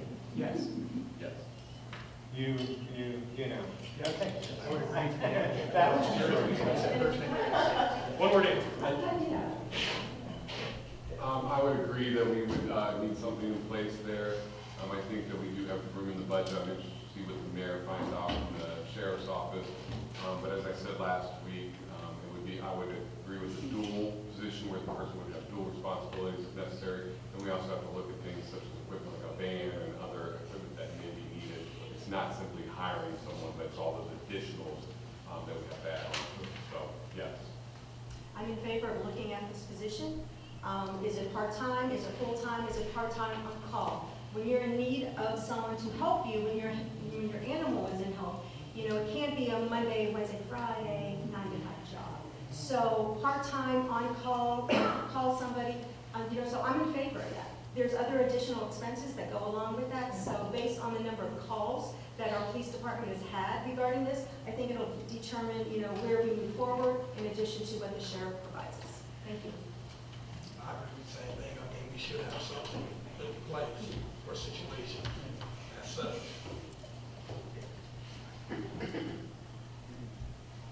The extra expenses aside, as far as equipment and that sort of thing, my vision for this is Parks officer. Somewhat similar to what the school resource officers are, but then with additional animal control duties. I do think the Stark County dog warden, now that falls under the sheriff, is doing their job as best as they can, but it's an impossible job for one person to handle the amount of territory that they have and really service this community like it should be. I've heard the lady that had the job before, Vicki, did a wonderful job. We've talked about it at council, and it is definitely a position that needs to be there. I agree primarily with Jason's analysis as a part-time parks and part-time, probably a full-time position. We do have money in the budget for additional officers. I will say I'm extremely concerned about how easy it is for us as a city to always farm out our responsibilities.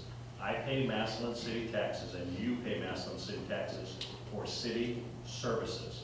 We cannot continue to push our responsibility as a city and as elected officials onto our county government or onto other entities. We've done it with economic development. When we ask about that, they brought in people from the county.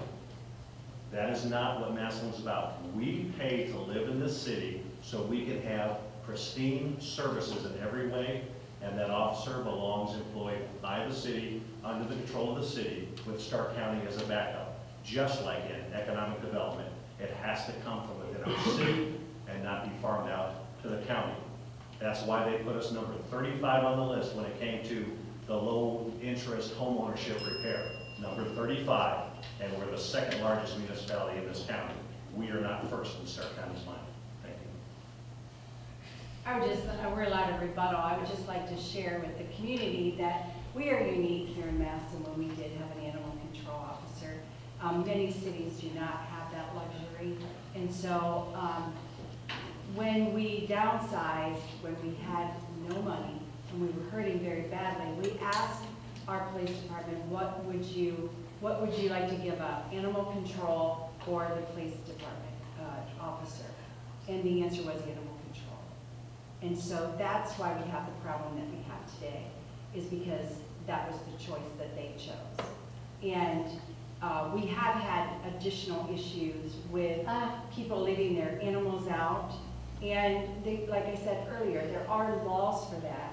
But we are not farming anything out to anyone. It is a unique opportunity to have an animal control person, and we need to be willing to put that into the budget. And we've seen issues, so I think it would be pertinent to see what the sheriff does, and then also see if we can go ahead and hire someone part-time. Okay. Yeah, just real briefly.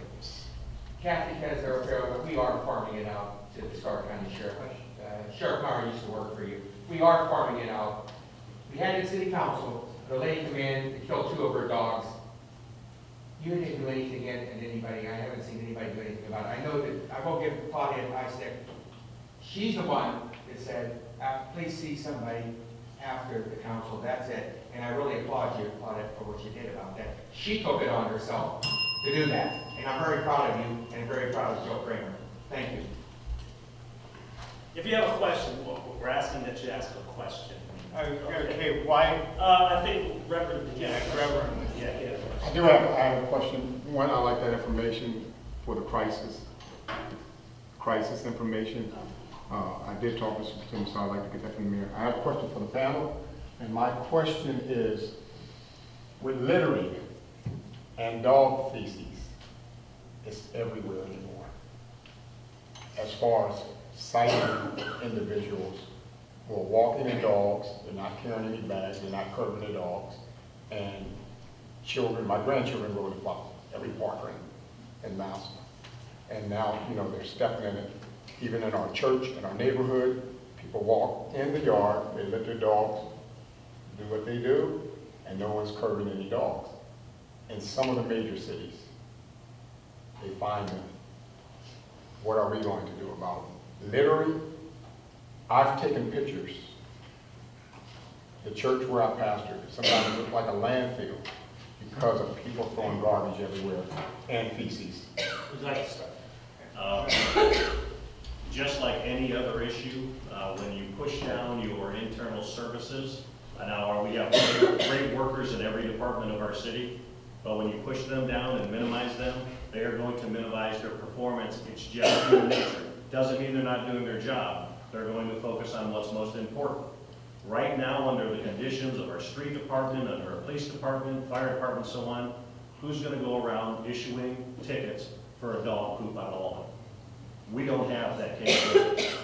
Now, animal control officer and so on, we can take a look at it. You can't stretch services so far and then micromanage it down to dog poop and writing fines. It's just not there. The personnel and time is just not there. Call it in, better have a video and a picture of the owner and the dog. I mean, that's the reality of it, sorry.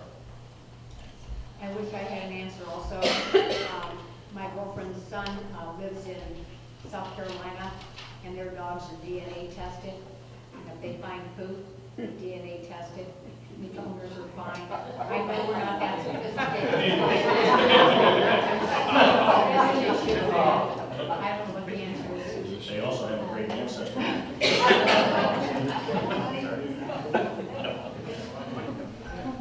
Are you speaking more about parks? I'm speaking of the park and also our church and our community. Even Friendship Church is right next to a park. Okay. All right, and then some of the other parks I see happening because we go there with our grandchildren, and no one is doing anything about it. They're stepping in it.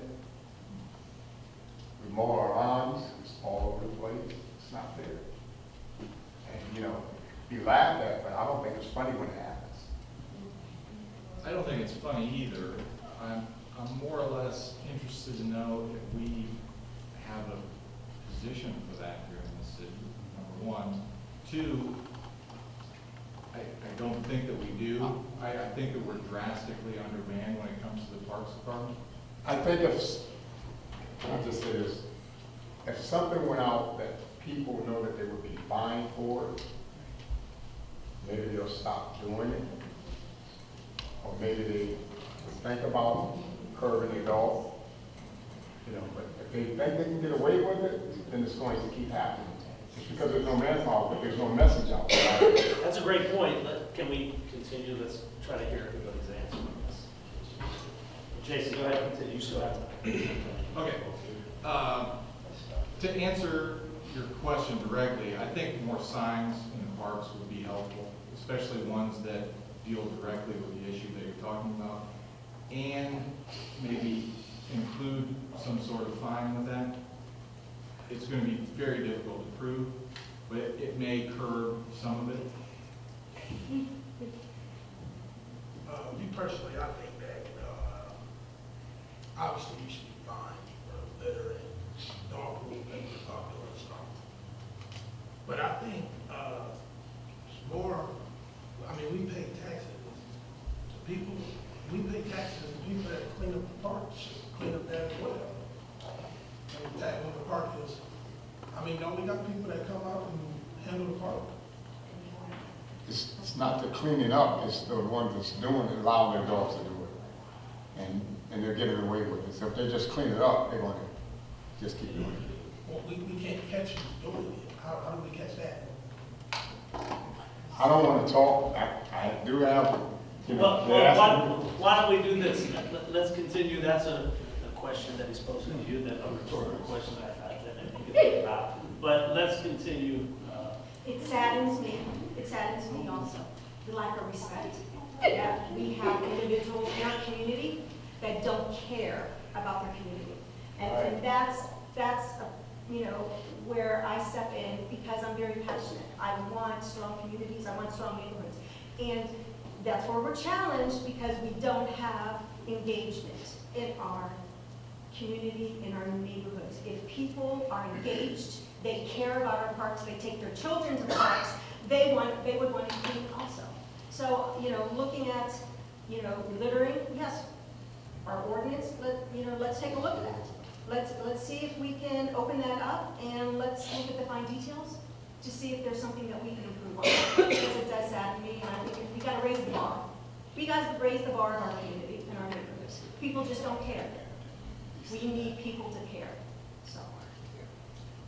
To piggyback off of what Joel is saying, I think, building those stronger communities, trying to build those home neighborhood associations that we've spoken about tonight, incentivize home ownership also helps.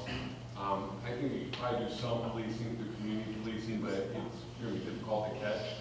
The other piece I would like to, I think we could look at is working with the judge, Judge Eddie Elam, and then whether that be Judge Victor or Magistrate Victor or Janella, whoever gets that. Talk to them about community service hours that can be given for those people. I know they already do it for the court, around the court system. I know Judge Eddie Elam has put something together for along the river to pick up, to help clean it up. And the piece that I like it is if you get caught littering or something, then that becomes a punishment, not a fine. Go clean up everybody else's mess. Maybe that can also slow it down. But it's not cleanup I'm asking about. I'm not asking about cleanup. No, I'm saying that there's these deterrents, but also on top of that, we can't just not get it cleaned up. So it'd be a two-pronged approach. You have these deterrents over here, but also having a way to clean it up from what's already there. Here's what I'm gonna do. I've advocated twice in the last week for a full-time animal control officer. I would see this as something under their purview. I don't know if there's a city ordinance on dog poop or not, but there could be and should be. Now, our police department is very busy. We don't want to send our badges out looking for dog poop, and I know the municipal court is overburdened, but they see all types of cases at the local level. It's the people's court. I would assume, correct me if I'm wrong, I would have to think that the problem is created by a group of habitual offenders. I don't know if it's one person who maybe brought a bag and their dog's going to go twice and they lost their bag, but I think the problem is probably from people that do it every day. And part of it is a reporting mechanism from those who are victims of having it in their yard. I hate it, my mowers. It's terrible. It gets in my shoes. The kids don't care. They run around standing there. It's all over me. But I have to think that there's going to be some give and take. There's some things I think the city can do. I think there's something the community is going to have to do to help us address that. Pretty much with everybody you're set. I mean, it's a collaborative effort, and I actually think there should be a fine. Getting that through council would be fun to cover, I'll tell you. But that being said, if you have a fine, it's more the perception of the fine that I think would put a fear factor in, but also with what Ed said, there should be some support from community workers to monitor and clean up the mess, but to initiate the fear, I'm not trying to talk fear, but there's the habitual people, like Ted mentioned. Well, yeah, then maybe a little signs that say fine, $50 fine, or whatever the case might be. I think that's something that should be looked at, whoever's elected on a more deeper level.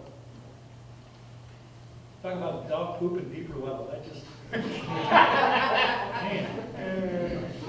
That's okay.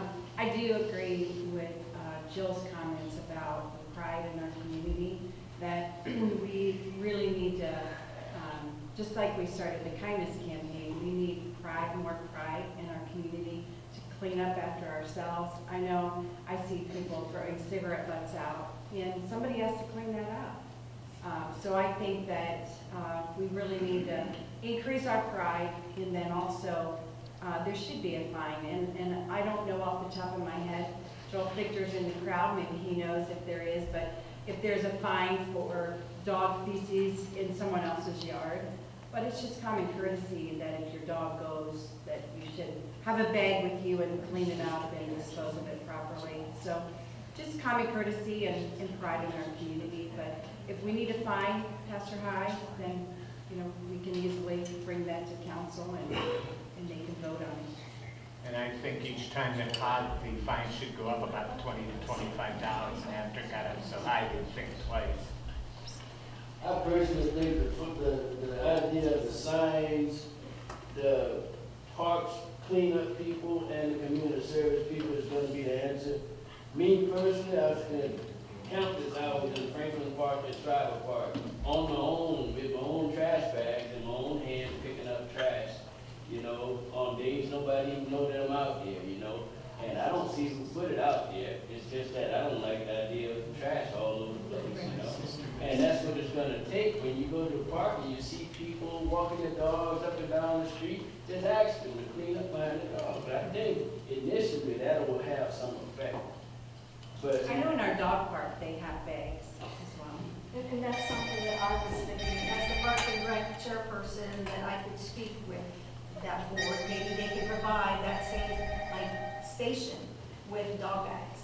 You know, so people, it's there for people to clean up after their And the dogs. reason being is that when police officers are out and they get calls about somebody with guns in Walmart or bank robbery, they gotta have time to be, you know, trying to call, make a check up on the call about somebody and walking the dog, you know?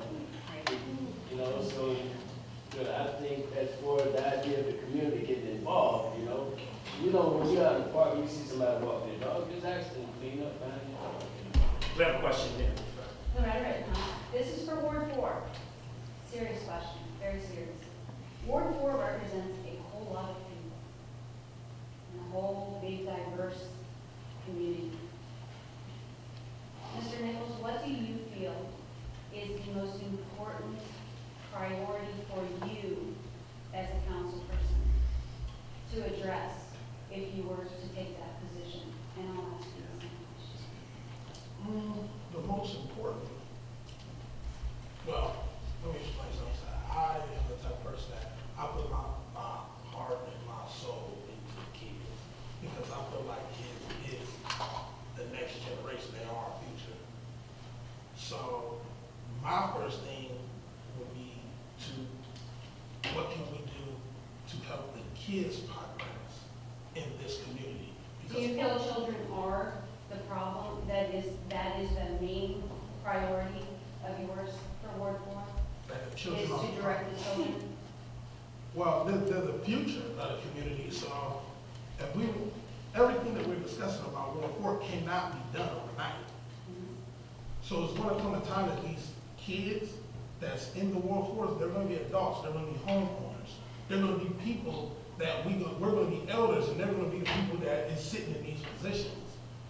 So my goal would be to give them kids that same type of opportunity as the rest of as other kids have.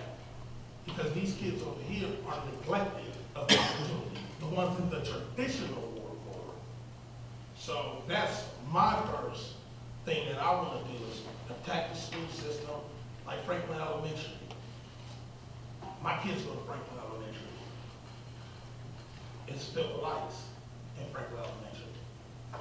I know several kids that didn't have lights in Franklin Elementary.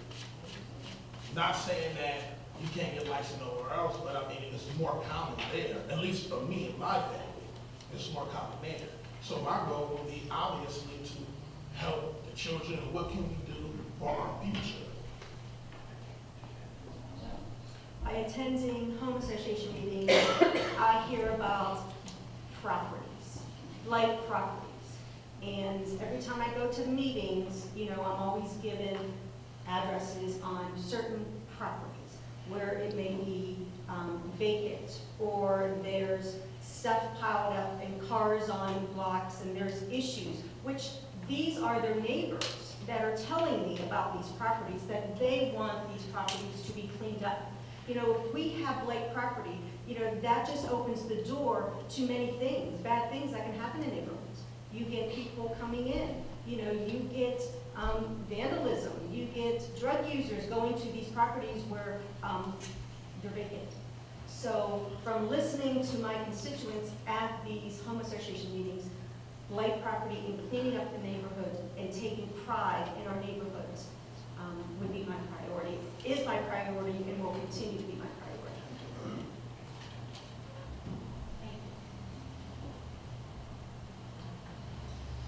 Any other questions? Yes, we're working, and it's 7:52, so maybe a question or two.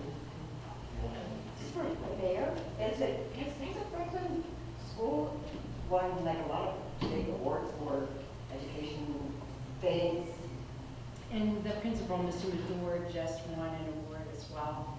My daughter started teaching at Franklin And you know, when your children get lice, it is a horrific thing. It is. And so I understand, Brooks, what you're saying. But it does happen in elementary school. It's not just Franklin. It happens. I'm a nurse, and so, but for the parent, it is horrific, and you know, they don't feel like they were clean, or it's not a cleanliness problem. But Franklin School, all of our schools in Madison are outstanding, and they're working to be better and better every year. The instructors are outstanding. I'm very proud of our school system, and I'm also proud of the teachers at Franklin and all of the schools. I do get to go into the schools and read. They're all working their hardest, just like the city staff works their hardest. There are going to be things that happen, like lice, chickenpox. I mean, there are going to be those things that happen, and you just have to work through them.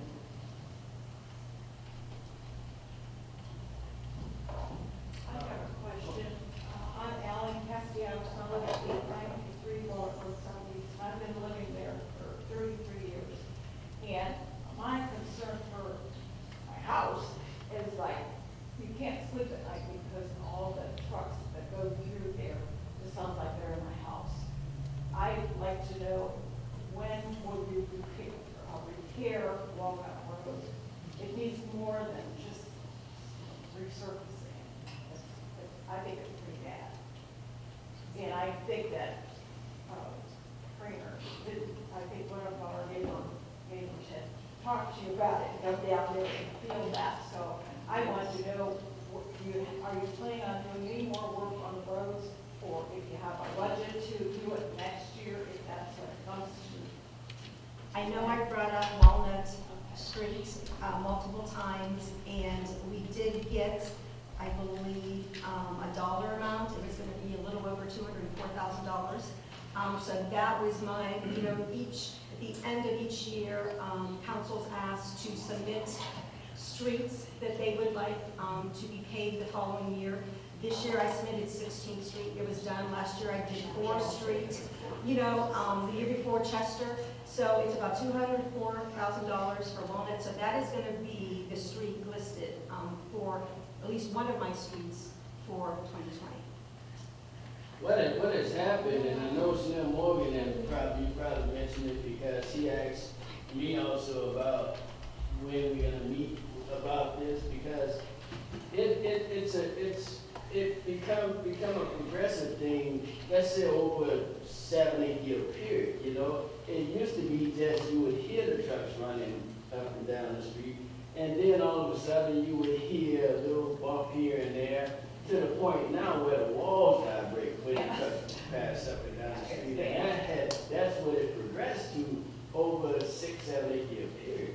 So it's got to be something, not just the top pavement of the road, it's got to be something going on in the underlayment.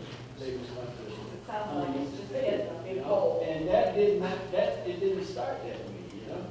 So we have a question, then we'll come back to An you. issue that came up with 16 and also Walnut is there is a certain limit to the truck traffic there.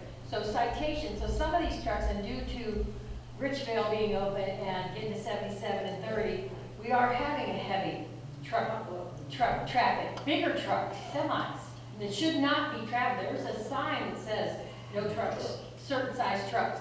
So, you know, in order to catch them, we have a local truck driver down here who brings his big truck down 16th Street, which is residential. And he's been cited before, but they have to be able to catch them. You know, and if it's in the middle of the night, you're not gonna get up and, you know, and start getting, be able to get a license number. But there is certain law about the size of trucks on there. Okay, did you want to comment? Yeah, if memory serves me correctly, in a previous meeting at council, Walnut was supposed to be on 2019's paving list, right? That's the area. Well, they said It was discussed in 2018 to be placed on 2019.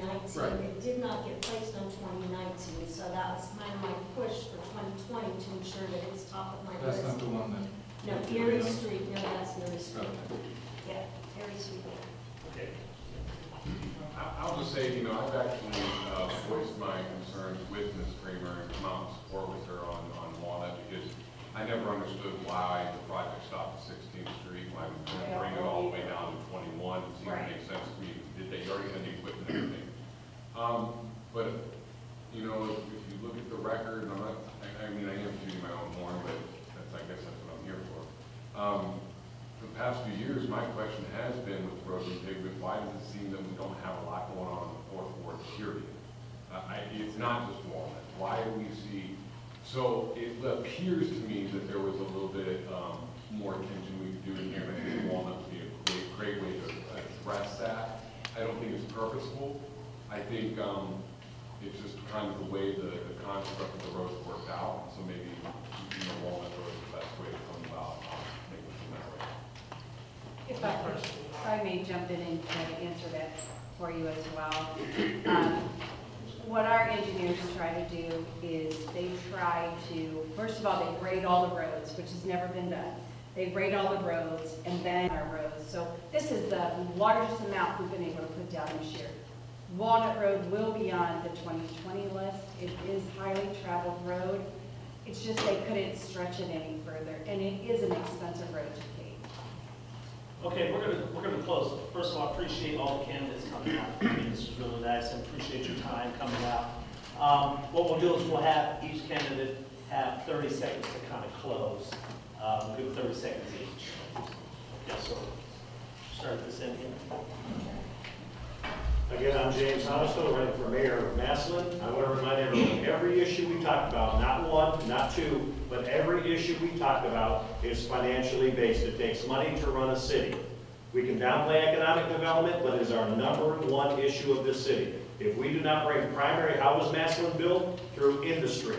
How will it be repaired? Through industry and IT businesses. If we don't go out and recruit, we will not have the money. We can talk about carryovers and everything else we want. But if we do not go out and actively seek for ourselves business, bring that in, taxpayer dollars will not grow sufficiently to do all the things we've talked about tonight. We have to grow this economy, #1. Clyde Eisnick, running for president of City Council for her 3rd term. I appreciate your support on November 5th to help me continue to help Massillon grow in the right direction. Thank you. Jason Harris, Council at Large. I'll close with this. I have invested a lot of my time, a lot of my money, a lot of my hope, and a lot of my dreams in the city, and I want to give a lot of that back. Please vote Jason Harris. My name is Brooks Nichols. I'm running for 4th Ward Council. Like I said, you know, I want to pay attention to just not parts of the 4th Ward, but the whole 4th Ward as a whole. I want everybody in the 4th Ward to feel that their problems are being taken care of properly and not put on the back burner. So my goal is to make sure everybody in the 4th Ward is getting a fair share. Both roads along with it. Well, I just want to take this opportunity to thank you all for coming out tonight. I know trying to get the word out to everyone, and I appreciate your efforts. I believe all the candidates up here are here and are running, have a genuine interest to improve the community, and I will do my best to serve you another term if you would vote for me on November 5th. I think we have a great board. I think we're challenged. It's just the times that we're in, and I just want to serve you, the people. Thank you. Once again, I'm Ed Lewis. I'm running council at large, so that would be citywide. Just to kind of let you guys know, there are 7 people running for that position. The top 3 are able to get through. So if you like the 3 at-large people that showed up, you can vote for all 3 of us in the line one bit. Here we are, so we get to see you tonight.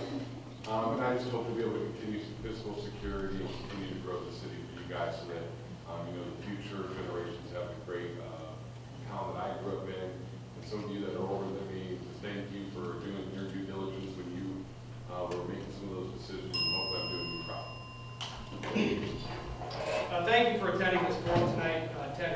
candidate for Madison City Council at large. I believe that I have the experience necessary to help Madison move forward and face the many challenges we have. If I'm fortunate enough to get your vote on November 5th and take office on January 1st, I assure you that my work will be directed toward you and your neighborhoods, jobs, infrastructure, roads, parks, and safety. And if you choose me to be in and you don't think I do those things, and you can vote me out in 2 years, I wouldn't be mad. But I ask you for your consideration. Thank you. We have You know, it's an honor to stand up here tonight to be with all these people because they're not here because of money. They're here because they care about the community just like you do. And if I may say, you know, I've been down covering city council for the, as I mentioned earlier, for the last 14 years plus, or maybe around 14 years. And I'm going to continue to be down there, whether I get elected or not, because I love my community. I've learned a lot from a lot of different people when it comes to legislative leadership and what it takes to make us a stronger city. And I think I could apply that to council presidency. But if I don't get elected, it'll be in good hands with Claudette, but I'll still be there every Monday night. Thank you all for being here this evening. I hope that you have seen over the past 8 years my track record. I've been committed to Massillon. I've been committed to every single area, every single ward, every single park. The job as mayor, I have to oversee everything. And I can tell you, we had demolished 60 homes, put 91 buildings on the National Register of Historic Places, $5.7 million paving our roads this year. The infrastructure was ignored before I arrived. We put $2 million on catch basins. Everybody gets 30 seconds. We had new vehicles, Impact Madison, and a resource fair, and I just asked for your vote.